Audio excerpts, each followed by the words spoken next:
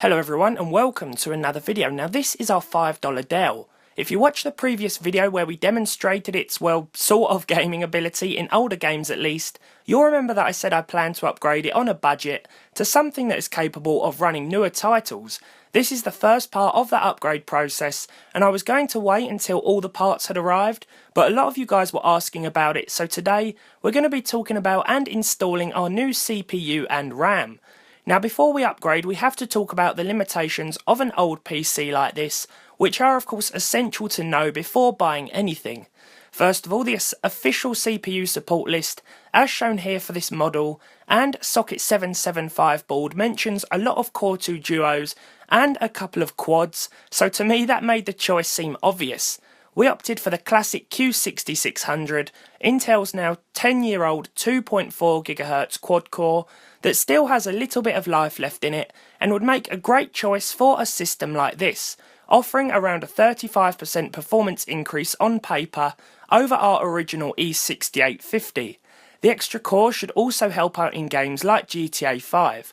So this Q6600 cost me £10 here in the UK, about $12.50 at the time of this video.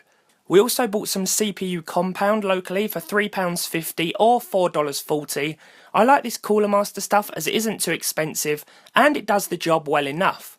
So to install this new CPU, all we need to do is undo the screws each side of the heatsink like so, and then the plastic top should just pivot back on its hinges and come off to allow for the removal of the old CPU and cleaning of the heatsink itself.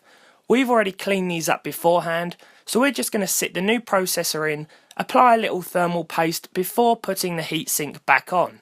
Now I see some people spreading the compound around evenly, trying to make it as neat as possible, but I've always just put a dab in the middle, as pushing the heatsink down will spread it all out nice and evenly. So we'll go ahead and put this back on and tighten the screws back up. That's our new CPU upgrade done at a cost of £13.50 or about $16.90. So next up it's time for the RAM. This motherboard supports DDR2 up to 8GB of the stuff, with each slot supporting 2GB sticks.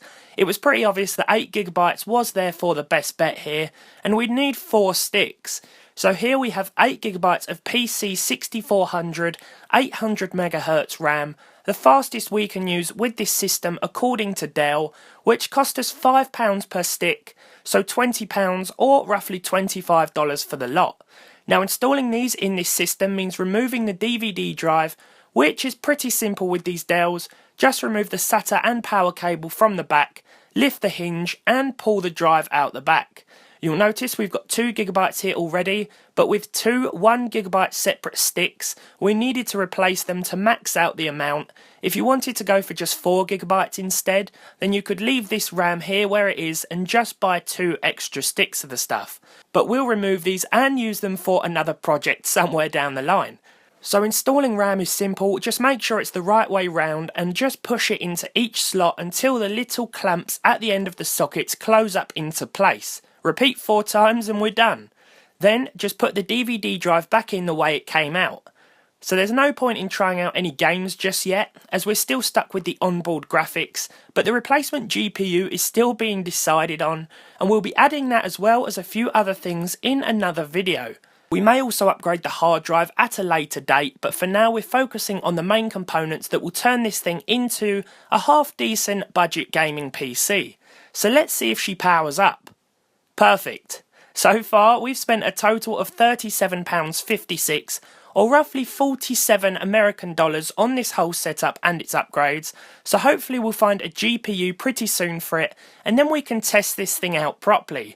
So guys, thank you for watching the first part of this upgrade video. Like I said, I wanted to do it all in one go, but I didn't want to rush into anything because I couldn't quite decide what GPU to buy, as well as any other upgrades that we may purchase down the line. As always, I hope you enjoyed this video. Leave a like if you did, dislike it if you didn't, subscribe to the channel if you haven't done so already, and hopefully I'll see all of you in the next video.